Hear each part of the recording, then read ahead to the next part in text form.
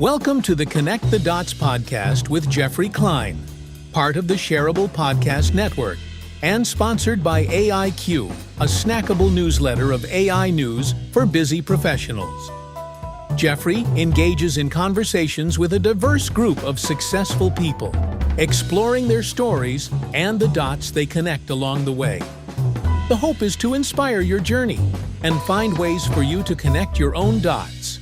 Here's your host, Geoffrey. My guest today is Jason Druss. With a rich background in video and post-production, Jason is currently helping to build the future of pro video as a senior product marketing manager and strategist at Adobe. He's working on revolutionary products, including the world's #1 pro video editing app, Adobe Premiere Pro. At the heart of his professional journey is a passion for storyteller and customer empathy, driving successful product launches, innovative product roadmaps, and authentic ways to connect creative professionals with AI. Please welcome Jason. Thank you, Jeff. I appreciate it. I'm looking forward to having a really fun conversation with you today. Well, here's open. So we'll start at the beginning. So where were you born and what did your parents do for a living? Yeah, sounds great. I am born and bred and currently live in South Jersey, right outside of Philadelphia, stone's throw away from the Jersey Shore, not too far from New York. Born and raised here, lived all over the place, most of my adult life in Philly, did a stint in Atlanta, ended up back where I came from in South Jersey. And my parents both worked in sales. My mother worked in advertising, publishing and advertising more specifically. And my dad always worked in enterprise software sales. The tech side coming in. So when you were a kid growing up, was there anything specific you're like, oh, when I grow up, I want to be a fill in the blank, astronaut, rock star, see the guitars on the back?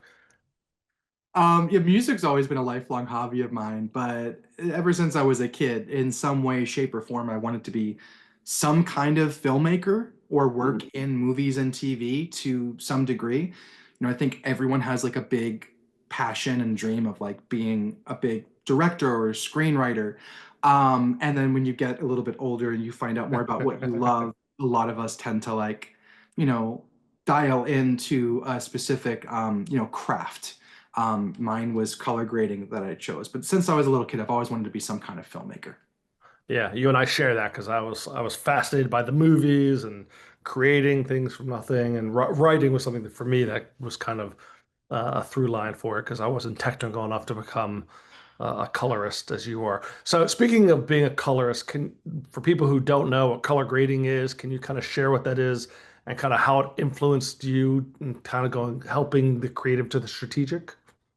Yeah, absolutely.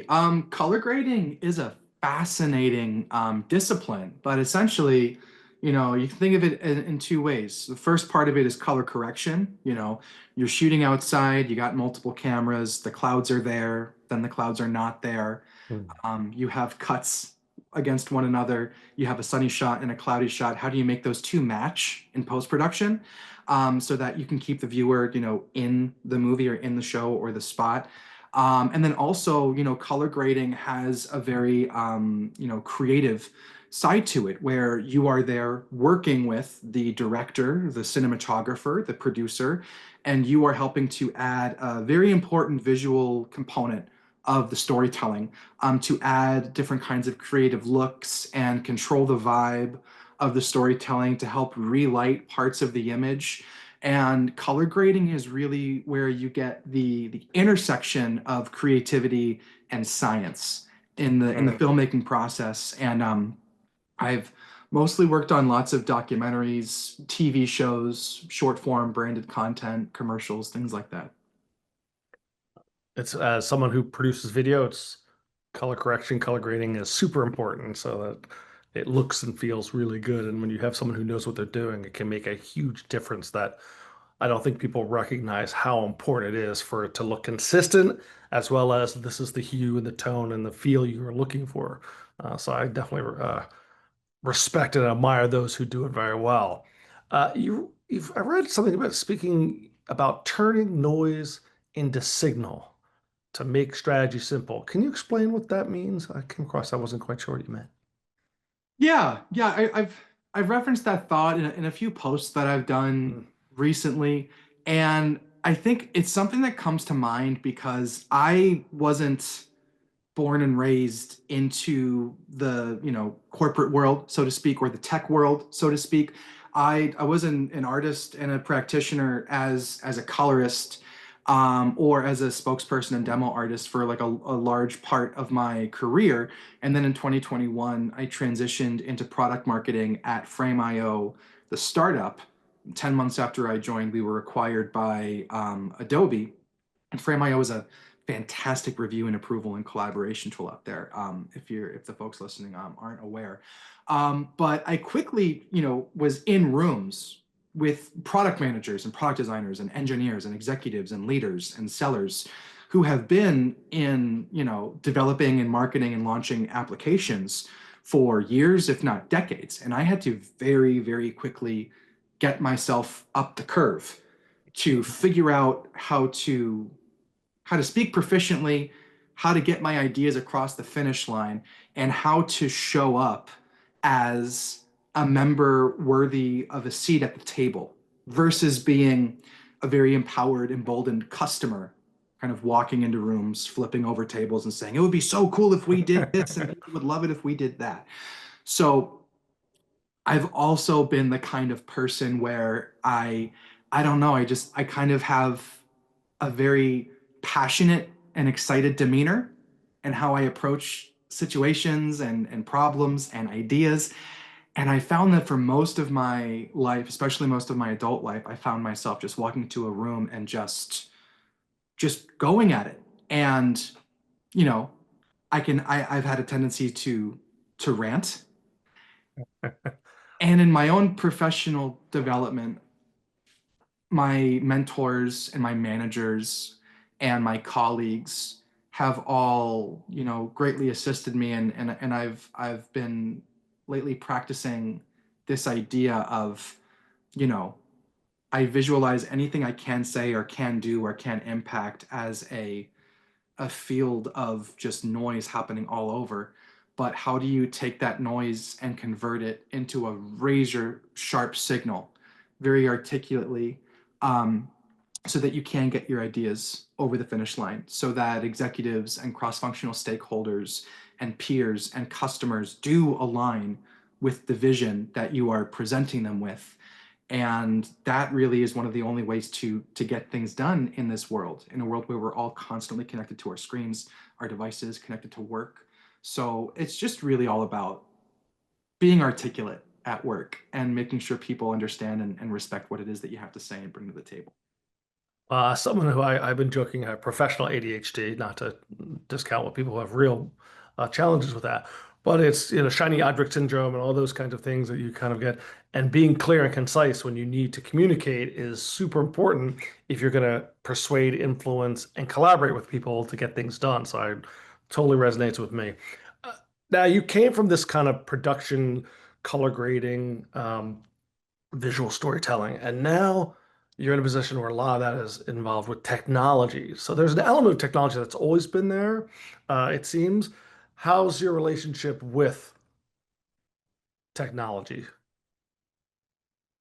My relationship with technology. Well, I mean, whether I'm working on, a TV show or a documentary or some branded content, or whether it's the technology I'm using to help represent the voice of the customer in developing and messaging and marketing products at Adobe, you know, technology is a really essential, critical component of how we live and operate in our professional lives and our personal lives.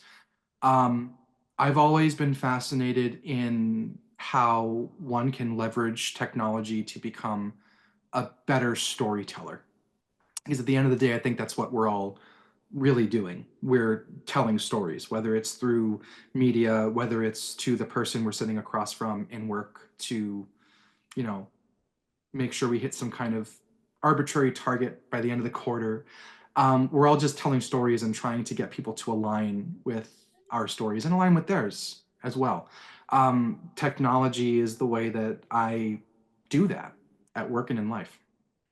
Yeah, well, as someone who's a big proponent of the power of story and using technology to do that, I'm again, we're very aligned in terms of seeing the need and importance of leveraging technology to be more effective in that communication and telling that story. I think people don't always see the connection between, wait, tech and story. Like, isn't story very human and tech's very machine? And no, it's that combination that really kind of drives it forward. So tell me about your role now and what do you find kind of most challenging about it?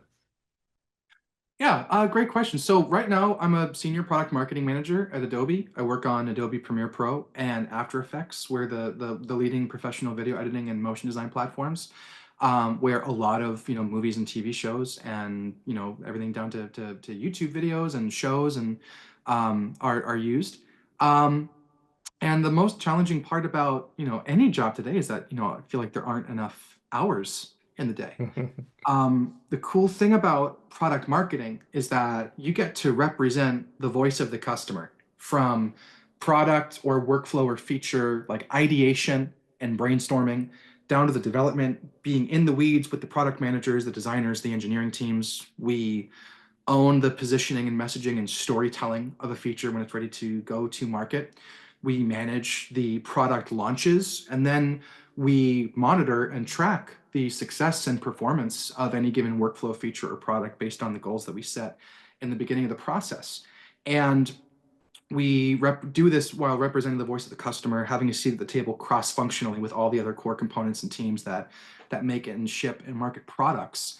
And we do so to make sure that we ensure strong product market fit and that the investments that we make in generating these new products deliver us to an gained result that we're looking for. And when you work in a position that is so cross-functional and no one day is ever the same, I constantly find myself just wishing I had more time to do more. Yeah, and I think that's one of the promises of AI is it's supposed to save you time, but I think sometimes people don't realize it opens doors to lots of other opportunities and thoughts and brains, and so you can get fall down that rabbit hole of what it can help you do and learn and be. And time is our greatest commodity, and so I think it's always love to be able to just pick some more. But that's one thing that kind of we're all at the same level because there's only 24 hours a day, 7 days a week. We all have the same number of minutes and hours to be able to accomplish what we want to accomplish. So yeah, I can imagine that's a big challenge that you have with what seems like a lot of different voices, including the customer that you're dealing with. What do you like? What do you find most rewarding about your role? That's an easy question. Um, I always go back and remember vividly the 19-year-old version of myself who was scared and terrified that I would never find a way to make a living being, creative, let alone make a living Mm. at all. And it was understanding how to leverage creative software and cameras and filmmaking technology and figuring out how do I combine A, B, and C with my limited resources and generate the kind of output that I want to in order to grow my own career and my storytelling and my ability to make an impact in the world. And I never forget that, and I keep that here every day. So the favorite part of my job is that I get to impact and help develop and help market and storytell a product that millions of video editors all over the world rely on to do their work and to tell their stories. It's an honor and a privilege, and I'm very cognizant and aware of that every day as I'm doing whatever it is I'm doing on a given day. Yeah, as someone who dabbles with Premiere Pro, I have to say it just gets better and better. And the tools the ones I've seen and the ones I know that are coming, it's exciting just to know that you're making that impact, and I think that's really cool. Um, so you said when you were 19, you were kind of scared about. I always ask if what one piece of advice, knowing what you know now, would you give to your, we'll say, 19-year-old self? Oh man, don't we all think about that? Maybe sometimes a little too often. If I could go back in time, after I finished shaking myself by the shoulders, I would say to myself, slow down, take some deep breaths, zoom out, and figure out what it really is you want out of life and out of your career. And if you can visualize the goals and you can visualize what it is that you want to do, you will have an easier time, no pun intended, connecting the Hmm. dots and figuring it all out and figuring out how to get from A to B. But it's so easy to be completely overwhelmed and dialed into, again, like all the noise happening all around you all the time. And it's really hard to zoom out and see that big picture. But that's what I would try to advise myself Hmm. to do if I could go back in time. I think I still should share that advice with myself now, but I totally agree.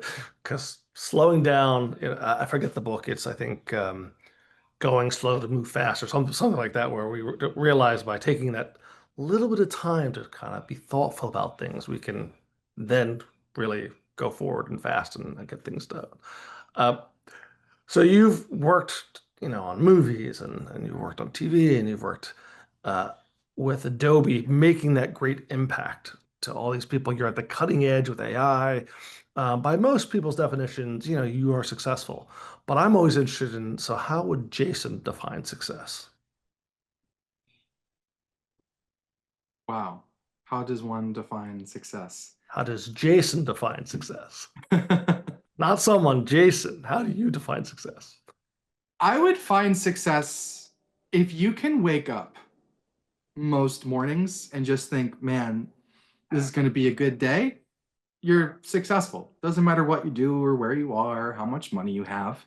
If you can wake up every day being extremely thankful and appreciative of the people who you are around, the people who you get to engage with, and how it is you're spending your time, then you have a good life and you are successful. I love that. Yeah, it's funny. My father and grandfather used to say, you have to want to get up and go to work every day, and that's always stuck with me as like you're right. Like if and I've been in situations where that hasn't been the case in certain career parts of my career where I was like, oh, but yeah, it's I think enjoying what you do is such an important piece that people forget. Like that it's, Yeah. I like what you do, you'll do a better job. Yeah. And even outside of work, Mm, just the practice of gratitude and being able to appreciate and live with gratitude at the beginning of the day and at the end of the day. I think that's the key to a successful life. And also not letting anyone else define success for you mm. is the important thing because comparison is the thief of joy. Wow, I like that. Comparison is the thief of joy. So I have twin daughters who are constantly comparing. I'm gonna have to share that with them. Like, don't compare yourself. Just be joyful. Um, Good luck. yeah. So you get to do this cool thing. What inspires you? The customers inspire me, honestly. A lot of people who work on Premiere Pro and After Effects, we are video professionals ourselves, and we came Mhm. from the industry and were converted or, converted into whatever roles we appear as now, in the company. And we're all just extremely user obsessed, and we do it for the customers and we do it for the users. Um, and every day I spend an enormous amount of time talking with customers, catching up with them. Just before we got on this call, I was just texting a customer, asking about like, what would it be like if we did this thing? Like, what would that mean for you? Or like, how are you accomplishing solving this problem, right now? Every move we make, every decision we make, every new feature we put in the product, it's all directly built on and based off of like deep seated um, pro video community advocacy and connection and communication. So at the end of the day, it's the customers and the users because it's just, again, all of us, we think of ourselves and the kind of app that we want to use ourselves and the kind of problems that we know our customers are dealing with. We want to solve those. It's all about the customers. Yeah, I love that, and it's interesting. I was listening to a speaker at this conference, and they're talking about sales, but I think it's applicable what she said. Are you interested? Are you committed? Or are you obsessed? And it's like when you become obsessed about the customer, which the best businesses and the best brands do, And I love the fact that like you're in it because you understand it. As someone who's familiar with what video production is like, you have a window and then you can, have that communication in a way and that conversation with people. And then you both are excited because you're like, oh, this is great that they can do it and they think it's great. And so I love that. So a lot of people, AI is moving fast and furious, particularly in AI video. If someone's like, I like video or I want to get into video, and they want to kind of increase their AI video literacy, like, where do we start? What do you suggest? How do we begin and get better at it? Yeah, absolutely. Well, first, I'd say if your goal is to just like get really good at AI, you might be at the wrong starting point per se, Mm, you know? Because you don't necessarily just want to be good at AI. You want to use AI to do a thing, to solve a problem, to create something.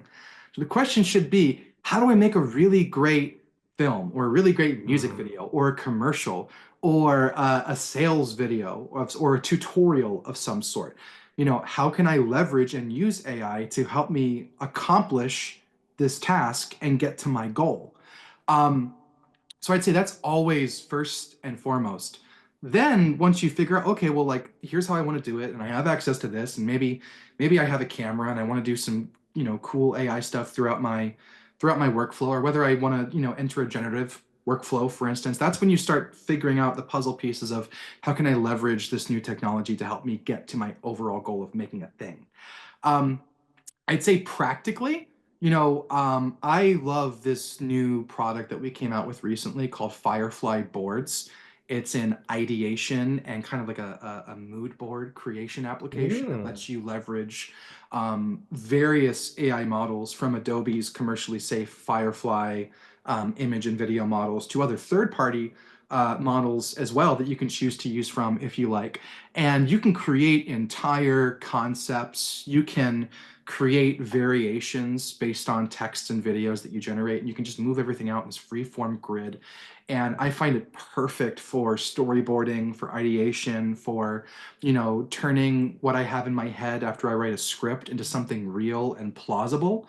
Um, and then I'd say, take a look at what's already there, because if you want to leverage AI to help you make videos, some of the technology we have in Adobe Premiere Pro is just it's fantastic. And personally, like I use it on a daily or weekly basis. I make a lot of videos for my job at work.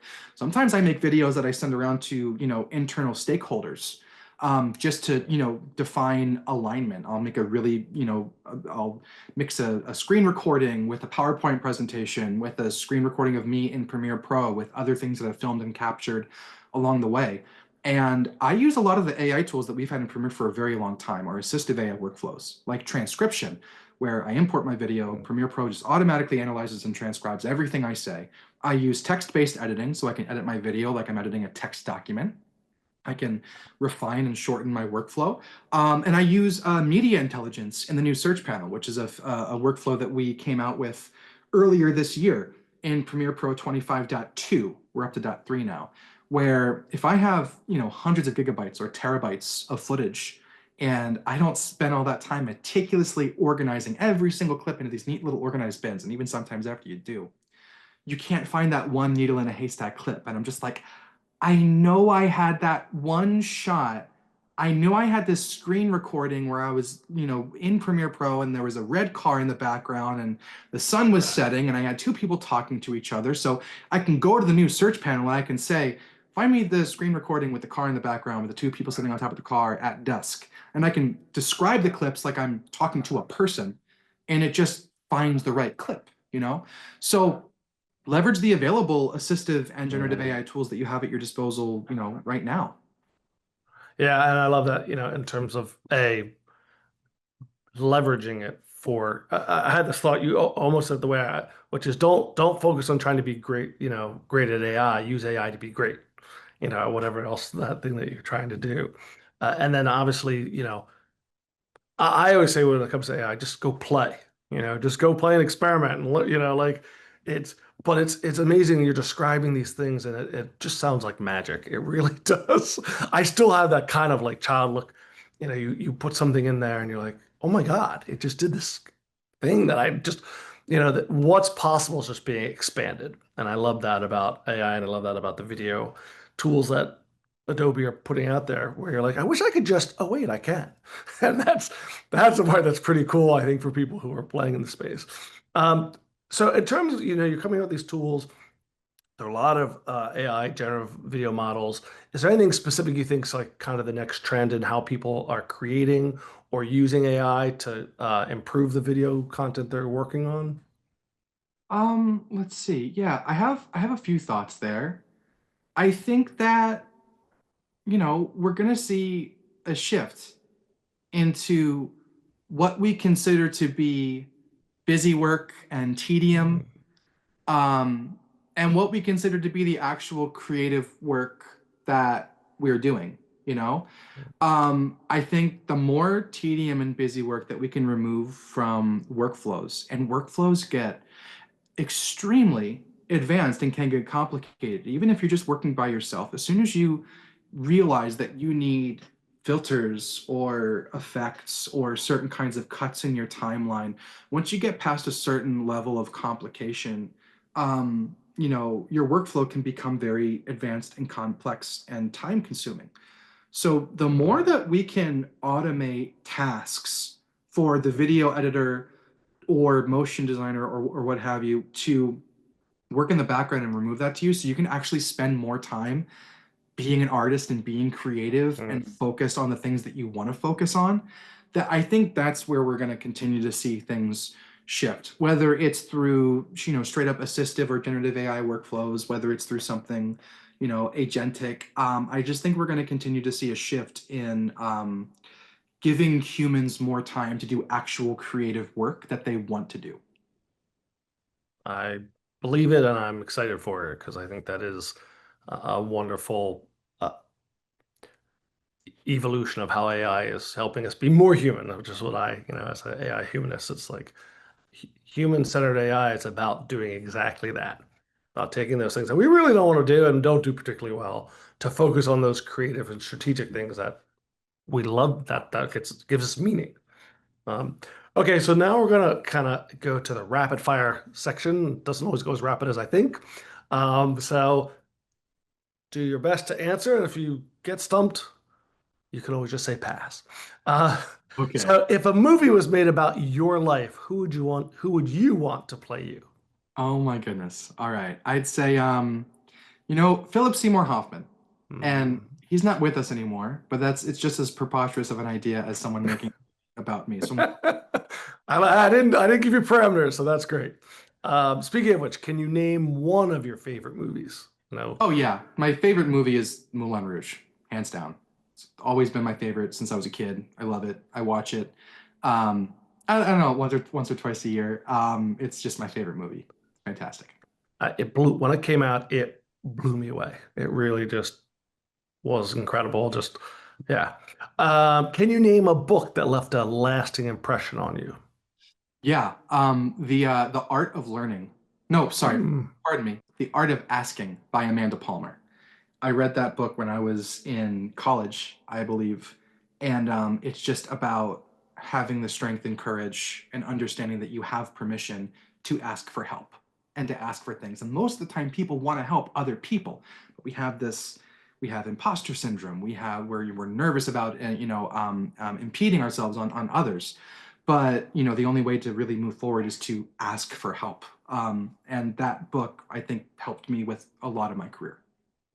Love it. I think that's fantastic. Now, this is a tricky one, but I'm going to ask it with a little parameter, which is, what is your favorite AI tool that isn't an Adobe product? Ooh, that I, is a good one. I had to twist Um, that in there. I actually really love what Miro is doing right now.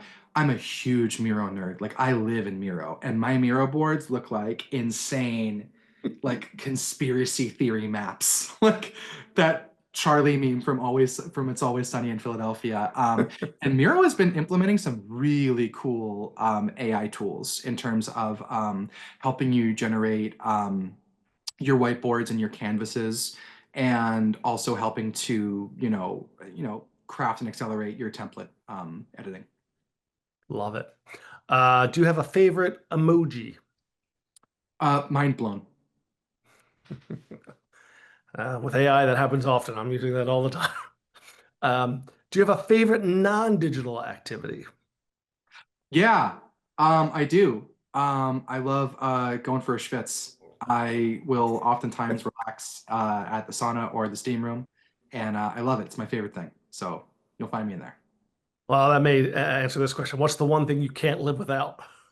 A good schwitz. Oh, that's an easy one. It's my wife and my son. Oh. Sure. If you could be credited with inventing something, either that exists or doesn't yet exist, what would it be and why?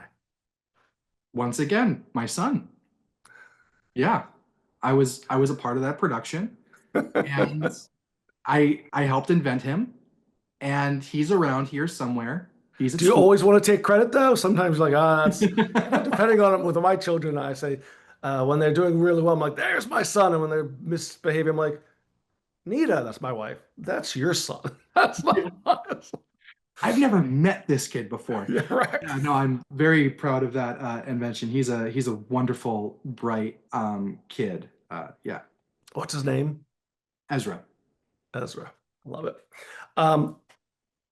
Jason, this has been awesome as a fellow kind of creative mind and someone who's in this space of video production. I love hearing about what you're doing, and I love hearing the kind of theory behind the practice of what you're doing, which I think is very aligned with what I think you should be doing. You've been really generous with your time. Is there anything that you want to promote, present, share with people? Well, I would absolutely love it if you're a Premiere Pro user.